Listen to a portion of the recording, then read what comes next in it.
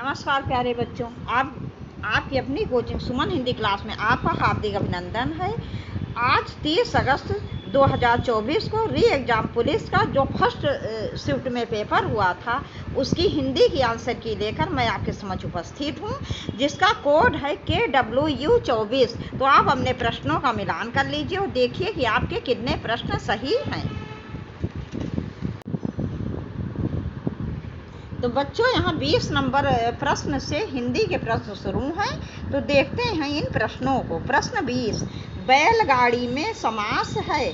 ए अव्ययी भाव, बी द्वंद्व, सी द्विगु, डी तत्पुरुष। इसका विकल्प डी सही है, तत्पुरुष। तो यहाँ पर तत्पुरुष समास है। बैलगाड़ी में तत्पुरुष समास है। और बच्चों, कौन सा तत्पुरुष समास है? यहाँ करण तत्पुरुष समास है।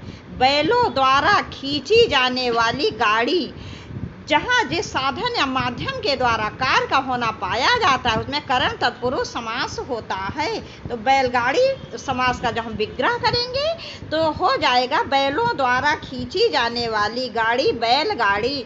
ये बच्चों क्लास में और प्रैक्टिस क्लास में भी ये क्वेश्चन मैंने आपको कई बार समझाया था कि यहाँ यही शब्द बैलगाड़ी कि बैलों द्वारा खींची जाने वाली गाड़ी, बैलगाड़ी, करण तत्पुरुष समास। देखते हैं प्रश्न 21। 1992 व्यास पुरस्कार के विजेता थे। ए सब्बे यादव, बी रामविलास शर्मा, सी डॉक्टर शिव प्रसाद सिंह, डी कुंवर नारायण। इसका विकल्प सी सही है, डॉक्टर शिव प्रसाद सिंह। और इनकी रचना का नाम था नीलाचाँद। क्या नाम था रचना का? नीलाचाँद। ये भी प्रश्न बच्चों मैंने आपको प्रैक्टिस वेज में करवाया है। प्रश्न 22, परि उपसर्ग में कौन सा शब्द जोड़ें जिससे उसका अर्थ छोड़ना हो जाए? ए जन, बी तोष, सी हार, डी ताप। इसका विकल्प सी सही है, हार। जब ये परि उपसर्ग जोड़ेंगे हार में, हार मूल शब्द में परि उपसर्ग जोड़ेंगे तो शब्द बनेगा परिहार, जिसका अर्थ होता है छोड़ना या त्यागना। प्रश्न 23, कौटिल्य का विलोम शब्द है। इसका विकल्प सी सही है, आर्जव। कौटिल्य का अर्थ होता है कुटिल या टेढ़ा और आर्जव का अर्थ होता है सरल या सीधा। प्रश्न 24, प्रतिकूल शब्द में कौन सा उपसर्ग प्रयुक्त है?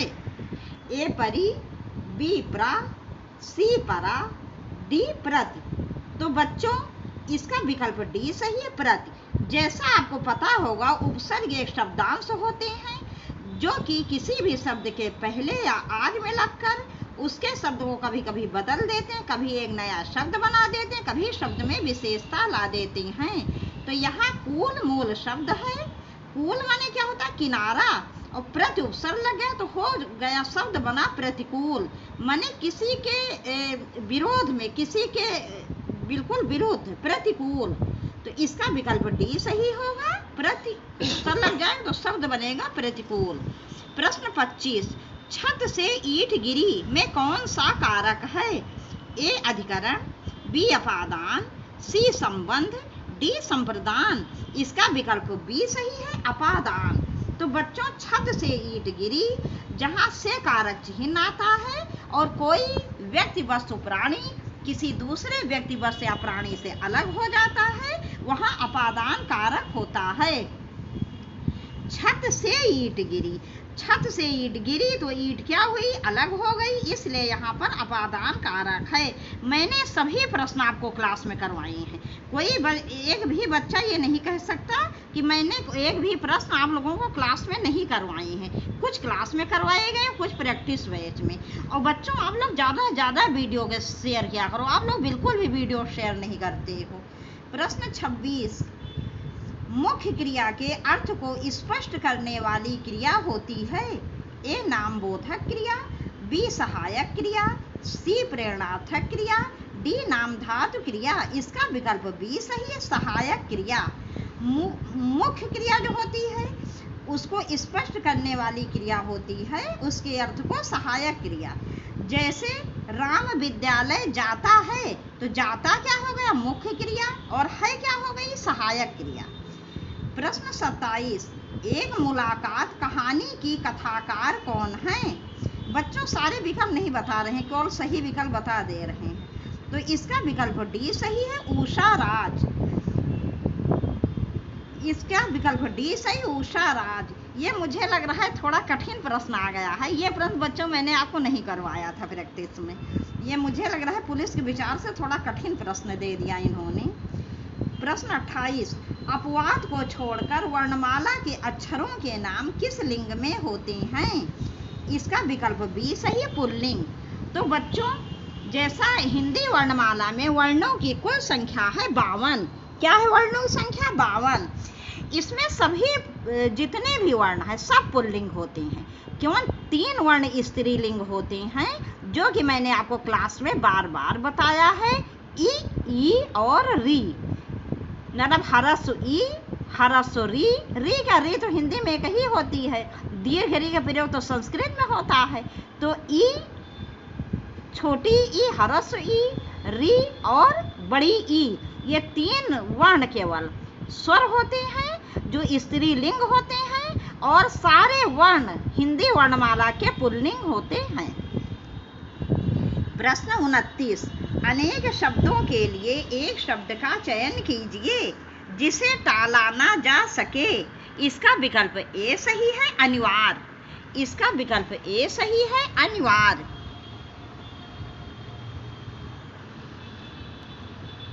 प्रश्न 30, निम्नलिखित में से कौन सा घोष वर्ण है? इसका विकल्प ए सही है, माँ। इसका विकल्प ए सही, माँ। तो बच्चों जैसा कि मैंने बार बार बताया है, घोष या सघोष वर्णमाला जो स्पर्श व्यंजन होता है उसका पहला वो घोष, तीसरा चौथा पांचवा वर्ण क्या होता है? हिंदी वर्णमाला में स्पर्श व्यंजन का 3, 4, 5 वर्ण घोष या सघोष होते हैं, और पहला और दूसरा वर्ण हमेशा अघोष होता है। तो ये माँ क्या है? माँ पंचम वर्ण है, पा फा बा भा माँ, इसलिए ये घोष या सघोष वर्ण है। प्रश्न 31, निम्नलिखित में से कौन सा अव्यय का भेद नहीं है? इसका विकल्प ए सही है, परिमाण बोधक। इसका विकल्प ए सही है, परिमाण बोधक। तो बच्चों अव्यय के भेद कितने हैं? 4 हैं। क्रिया विशेषण, संबंध बोधक, समुच्चय बोधक, विस्मयादि बोधक। ये परिमाण बोधक तो क्रिया विशेषण का एक भेद है। अव्यय के भेद पूछे जाए तो 4 होंगे। तो इसका विकल्प ए सही है, परिमाण बोधक। प्रश्न 32, गाड़ी गाढ़ी शब्द युग्म के लिए सही अर्थ युग्म चुने। इसका विकल्प बी सही है। गाड़ी का अर्थ होता है यान, कोई भी यान जिसमें आप यात्रा करते हो, और गाढ़ी का अर्थ होता है गहरी। तो इसका विकल्प बी सही है। प्रश्न 33, क्रम की दृष्टि से कौन सा वाक्य अशुद्ध है? इसका विकल्प डी सही है, राहुल क्या जा रहा है। यही गलत है और सब सही है। इसका सही होना चाहिए, राहुल कहाँ जा रहा है। अन्य सभी विकल्प सही हैं। राहुल क्या सोच रहा है, ये भी बिल्कुल सही है। राहुल क्या लिख रहा है, ये भी बिल्कुल सही है। राहुल क्या कर रहा है, ये भी बिल्कुल सही है। प्रश्न 34, कौन सा शब्द पत्र शब्द का अनेकार्थी नहीं है? इसका विकल्प ए सही है, कागज।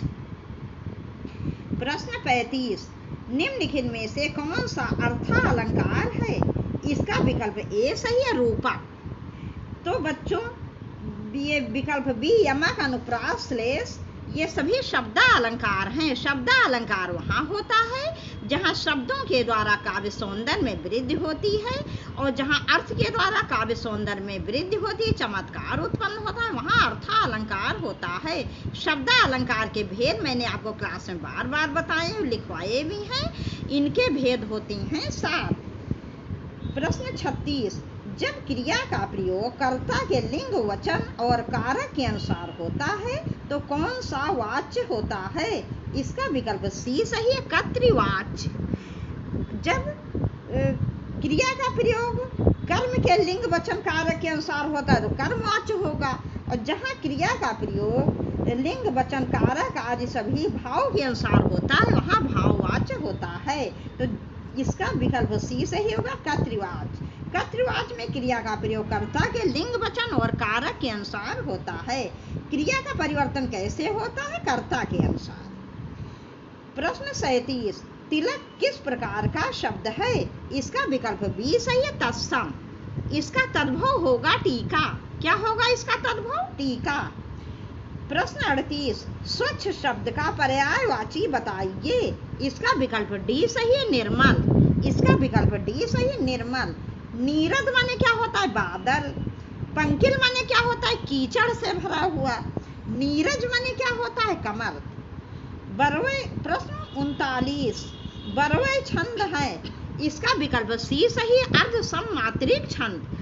तो बच्चों, अर्ध सममात्रिक छंद वह होते हैं जिनके पहले और तीसरे विषम चरणों में मात्राओं की संख्या अलग होती है और सम चरणों दूसरों और चौथे में मात्राओं की संख्या अलग होती है। जैसे दोहा, सोएठा, बरवे, इस प्रकार के छंद क्या होते हैं? ये सभी अर्ध सममात्रिक छंद होते हैं।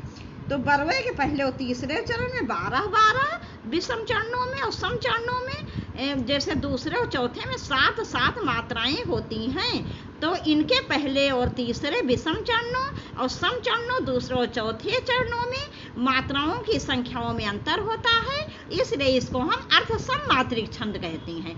अर्ध माने आधा और सममात्रिक माने समान मात्रा।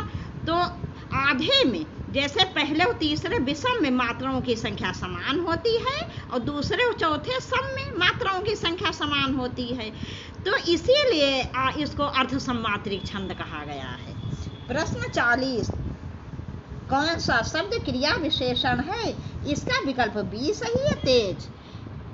तो बच्चों, जहाँ कार्य करने के ढंग का बोध होता है, तेज, धीरे, जल्दी, तो इस प्रकार के जो अव्यय शब्द आते हैं जिनसे कार्य की रीत का बोध होता है, वहाँ रीतवाचक क्रिया विशेषण होता है। तो तेज शब्द क्या है? क्रिया विशेषण है। और कौन सा क्रिया विशेषण है? रीतवाचक क्रिया विशेषण।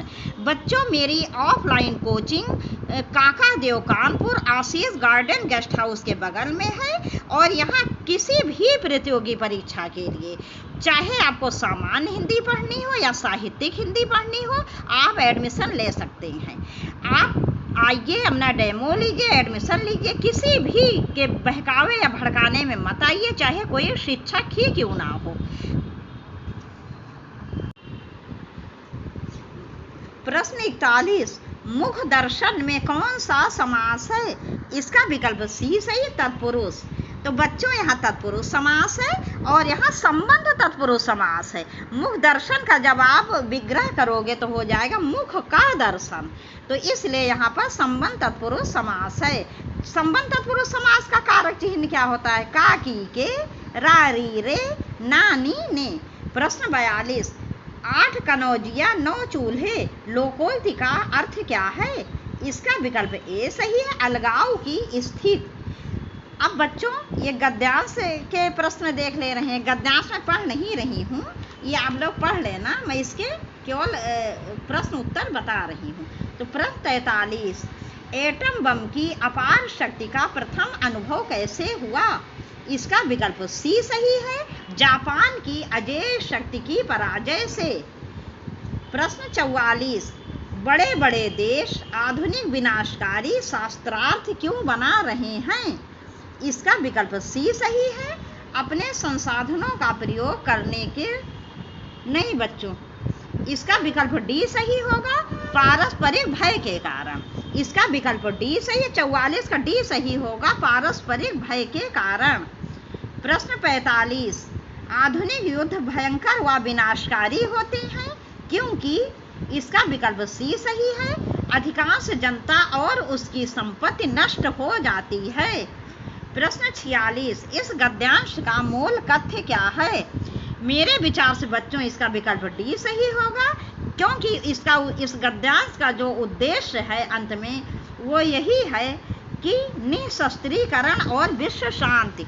क्योंकि अगर हथियारों का बहुत अधिक प्रयोग होगा तो क्या होगा, एक दिन पूरा विश्व समाप्त हो जाएगा। तो इसका अंतिम उद्देश्य ही होना चाहिए निशस्त्रीकरण और विश्व शांति। तो इसका विकल्प डी सही है।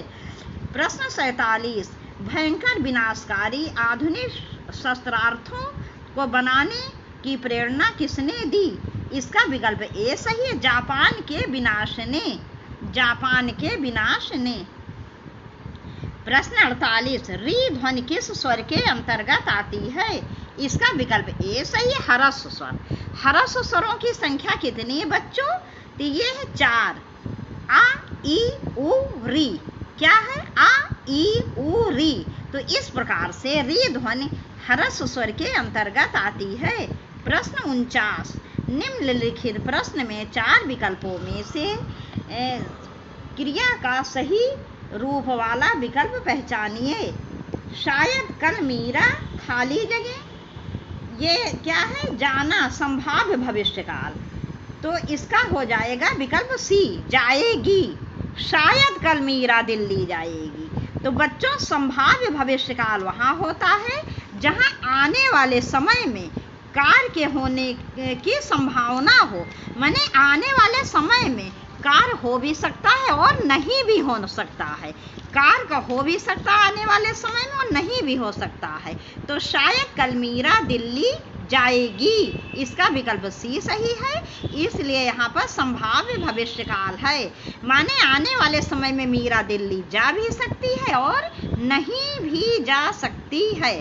प्रश्न 50, भ्रमण शब्द के पर्यायवाची शब्द का चयन कीजिए। इसका विकल्प डी सही है, मधुकर।